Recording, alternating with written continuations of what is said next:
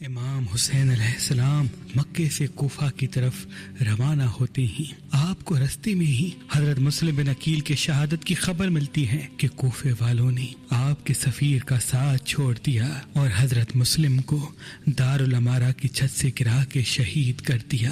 اس وقت امام حسین کوفے اور مکے کے درمیان سفر کر رہے ہوتے ہیں اور یزید کا یہ حکم عبید اللہ ابن زیاد تک آ پہنچتا ہے کہ امام حسین کو کوفے پہنچنے نہیں دینا اور رستے میں ہی نواسہ رسول کو قتل کر دینا ہے اور رسول اللہ کی بیٹیوں کو قید کر کے میرے دربار تک پہنچانا ہے۔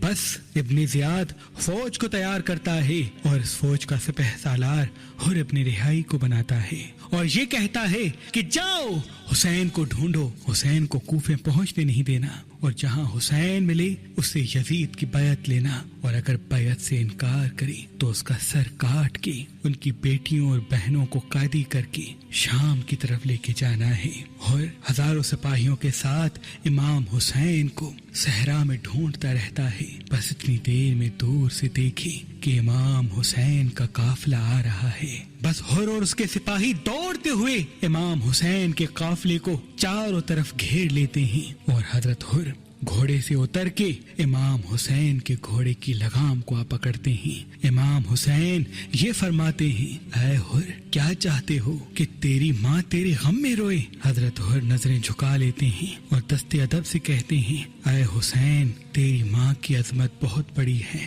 اور میں تیری والدہ کے لیے کچھ کہنے کی اوقات نہیں رکھتا۔ امام حسین مسکراتے ہیں اور جناب عباس سے کہتے ہیں، اے عباس حر کے ہونٹ خشک ہیں اور اس کے تمام سپاہی پیاسے ہیں، ان کے جانور بھی پیاسے لگ رہے ہیں، عباس اپنی مشق سے ان سب کو پانی پلا۔ جناب عباس حر اور ان کے ساتھیوں کو سپاہیوں کو پانی پلاتے ہیں، جیسے ہی پانی پی کے وہ بس کرتے ہیں تو باقی پانی ان کے جانوروں کو پلاتے ہیں۔ حضرت حر نے جیسے ہی امام حسین کا یہ اخلاق دیکھا تو آپ امام حسین کے پاس آ کے عرض کرنے لگتے ہیں، اے نواسہ رسول، یزید اور اس کے ساتھی آپ کو قتل کرنا چاہتے ہیں، میں آپ سے گزارش کرتا ہوں کہ آپ یہاں سے کہیں دور چلے جائیں۔ امام حسین حضرت حر کو دیکھ کے اپنے قافلے سے کہتے ہیں، چلو اس جگہ سے دور چلتے ہیں۔ بس جیسے ہی اس بات کا علم ابن زیاد کو ہوتا ہے کہ حر تو امام حسین کے ساتھ نرمی کر رہا ہے تو آپ عمر بن سعد کے ساتھ 80,000 کا لشکر بھیجتے ہیں اور یہ کہتے ہیں کہ حر آج سے اس فوج کا سپہ سالار نہیں بلکہ عمر بن سعد ہے۔ اور وہاں امام حسین بیابان میں چلتے چلتے ایک جگہ ایسی پہنچتے ہیں جہاں آپ کا ذوالجناح چلنا بند کر دیتا ہے۔ امام حسین اپنے گھوڑے کی خاموشی کو دیکھ کے ادھر ادھر دیکھتے ہیں اور عباس سے کہتے ہیں، جا عباس پوچھ یہ جگہ کون سی ہے؟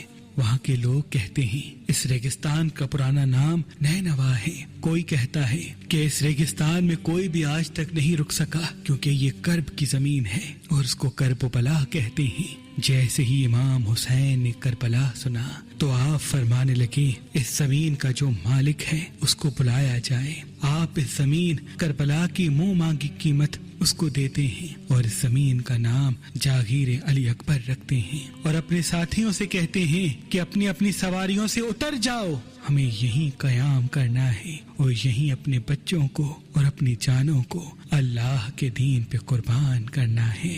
بس خیام لگائے جاتے ہیں۔ جناب عباس نہر فرات کے قریب تمام بیبیوں اور اہل بیت کے خیام لگاتے ہیں۔ ابھی تھوڑی ہی دیر ہوتی ہے کہ اتنی دیر میں عمر بن سعد 80,000 کا لشکر لے کے اسی کربلا آ پہنچتا ہے اور یہ کہتا ہے کہ اے حسین ہم آپ کو یہاں سے جانے نہیں دیں گے جب تک آپ یزید کی بیعت نہیں کرتے۔ امام حسین مسکرا کے فرماتے ہیں، اے عمر بن سعد تو جا کے اپنے یزید تک یہ پیغام پہنچا لے کہ ہزاروں حسین اللہ کے دین پہ قربان، وہ مجھے تو قتل کر سکتا ہے لیکن میرے خون کی ایک ایک بوند پھر بھی اللہ کے دین کی گواہی دیتی رہے گی۔ بس فوج امام حسین کے لشکر کو چاروں طرف سے گھیر لیتی ہے۔ 1 سے 2 دن گزرتے ہیں تو ابن زیاد یہ سوچتا ہے کہ اتنے دن ہو گئے حسین نے ابھی تک بیعت کیوں نہیں کی اور نہ ہی حسین کو شہید کیا گیا۔ شمر کہتا ہے عمر بن سعد ہو سکتا ہے حسین کو قتل کرنے میں نرمی کرے تو مجھے بھی سپہ سالار بنا کے کربلا بھیج، تاکہ اگر عمر بن سعد امام حسین کو قتل کرنے میں دیر کرے تو میں یہ کام انجام دے دوں۔ بس کوفے کے بچے ہوئے سپاہی شمر کے ساتھ ابن زیاد بھیجتا ہے اور یہ کہتا ہے اگر عمر بن سعد امام حسین کے ساتھ نرمی کرے تو اے شمر تو امام حسین اور اس کی اولاد کو قتل کرنا۔ بس جیسے ہی شمر کربلا تک آ پہنچتا ہے، عمر بن سعد کو دیکھے کہ وہ خاموش کھڑا ہے اور آل محمد کے خیام دریا پہ لگے ہوئے ہیں۔ شمر آ کے کہتا ہے جب تک پانی آل محمد کے ساتھ ہے یہ کبھی بیعت نہیں کریں گے اور ان کو کمزور کرنا ناممکن ہے۔ ان کے خیام دریا سے ہٹاتے ہیں۔ جب پیاس کی شدت ان کو تڑپائے گی، بھوک کی شدت ان کو پریشان کرے گی، تب یہ یزید کی بیعت کریں گے اور یہ کمزور پڑ جائیں گے اور ان کو شہید کرنا آسان ہوگا۔ بس تمام سپاہی اس بات پہ متفق ہوتے ہیں اور امام حسین تک یہ پیغام پہنچتا ہے۔ جناب عباس کو جلال آتا ہے اور آپ تلوار کو نیام سے نکال کے کہتے ہیں کہ کون ہے جس کی یہ ہمت کہ امام حسین کے خیام کو ہاتھ لگائے۔ امام حسین جناب عباس کے کاندھے پہ ہاتھ رکھ کے فرماتے ہیں اے عباس یہ صبر کا امتحان ہے، شجاعت کا نہیں۔ جاؤ اپنے ہاتھوں سے خیام کو یہاں سے نکالو۔ ہم دریا سے دور اپنے خیام لگاتے ہیں کیونکہ اگر ہم خیام ابھی نہیں نکالیں گے تو شاید دنیا یہ سمجھے کہ حسین نے پانی کے لیے جنگ کی۔ میں تمام مسلمانوں اور آنے والی نسلوں کے لیے یہ پیغام دینا چاہتا ہوں کہ میرا مقصد صرف اور صرف اسلام کو بچانا ہے۔ بس جناب عباس، علی اکبر اور دوسرے اصحاب خیام کو دریائے فرات کے کنارے سے نکالتے ہیں اور تھوڑے سے فاصلے پہ نصب کر دیتے ہیں۔ بس جیسے ہی 7 محرم کا سورج طلوع ہوتا ہے تو شمر و عمر بن سعد اپنے سپاہیوں کو یہ کہتے ہیں کہ حسین اور اس کے ساتھیوں کا پانی بند کر لو تاکہ ان کے بچے پیاس سے تڑپنے لگے۔ بس امام حسین کے خیام میں بچوں کے رونے کی آواز بلند ہوتی ہے، التش التش کی صدائیں بلند ہوتی ہیں۔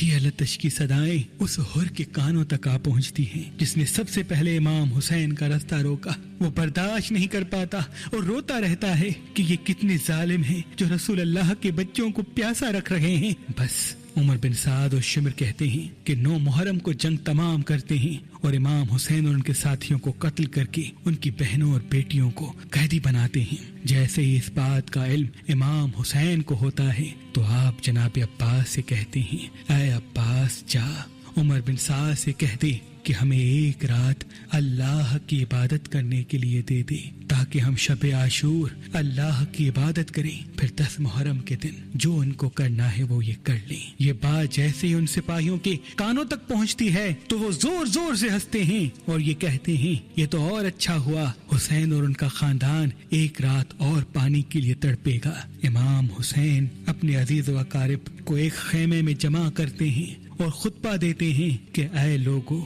ان لوگوں کی جنگ تو مجھ سے ہے، یہ مجھے کل صبح قتل کر دیں گے۔ میں تم سب سے بیعت کو اٹھاتا ہوں، جاؤ اپنے اپنے وطن واپس چلے جاؤ، روز محشر میں تمہاری جنت کا ضامن ہوں۔ سب مولا حسین کے چاہنے والے ادھر ادھر دیکھنا شروع کرتے ہیں۔ امام حسین فرماتے ہیں اے میرے ساتھیوں، شاید تمہیں آنکھوں کی شرم نے مارا ہے، عباس چراغ بجھاؤ تاکہ یہ اندھیرے میں چلے جائیں۔ جناب عباس جیسے ہی چراغ بجھاتے ہیں تو امام حسین تلواروں کی آواز سنتے ہیں۔ کچھ ہی دیر کے بعد جب امام حسین حکم فرماتے ہیں کہ اے عباس چراغ پھر سے جلاؤ، اب جیسے ہی چراغ جلتا ہے امام حسین کیا دیکھیں کہ تمام سپاہی اپنی آنکھوں سے آنسو بہا کے اپنی تلواروں کو گردن پہ رکھ کے کہتے ہیں کہ اے حسین کیسے ہو سکتا ہے ان ظالموں کے بیچ میں آپ کو تنہا چھوڑ کے چلے جائیں۔ اگر آج ہم چلے گئے تو روز محشر آپ کی والدہ بی بی فاطمہ الزہرا سلام اللہ علیہا کو کیا منہ دکھائیں گے۔ امام حسین اللہ کی دربار میں فریاد بلند کرتے ہیں کہ اے اللہ، جیسے میرے ساتھی ہیں ایسے ساتھی آج تک کسی کو نہ ملے، نہ میرے بابا کو ملے نہ میرے بھائی کو ملے۔ اور وہاں حضرت حر پوری رات روتا رہتا ہے کہ امام حسین کو کل شہید کیا جائے گا، میں جناب سیدہ کو کیا منہ دکھاؤں گا۔ بس جیسے ہی صبح کا سورج طلوع ہوتا ہے علی اکبر اذان دیتے ہیں، فوج یزید امام حسین پر فجر کی نماز میں ہی حملہ کر دیتی ہے۔ امام حسین کے چند ساتھی اس حملے کو روکنے کی کوشش کرتے ہیں۔ جیسے ہی نماز ختم ہوتی ہے تو حضرت حر اپنی آنکھوں پہ پٹی باندھ کے، اپنے ہاتھوں کو رسیوں سے باندھ کے اپنے بیٹوں سے کہتا ہے مجھے اپنے مولا کے پاس لے کے چلو تاکہ میں ان کے قدموں پہ گر کے اپنی معافی مانگ لوں۔ بس جناب حر امام حسین کی خدمت میں آتے ہیں۔ امام حسین جناب حر کو سینے سے لگاتے ہیں اور کہتے ہیں اے حر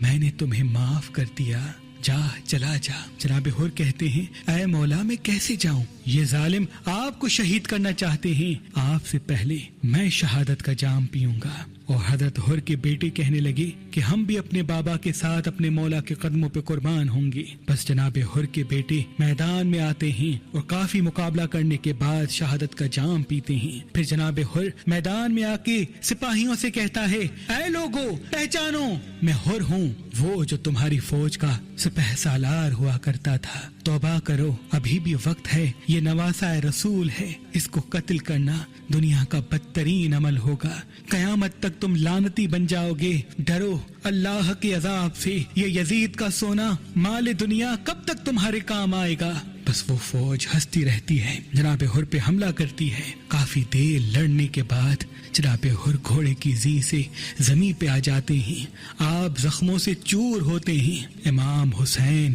آپ کی لاش پہ آتے ہیں اور بی بی فاطمہ الزہرا سلام اللہ علیہا کا وہ رومال جو